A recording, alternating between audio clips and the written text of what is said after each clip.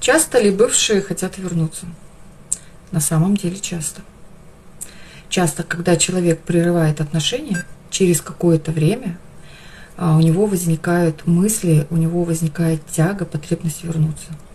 Что нужно для того, чтобы человек захотел к вам вернуться? Нужно вызвать у него чувство полной безвозвратной потери.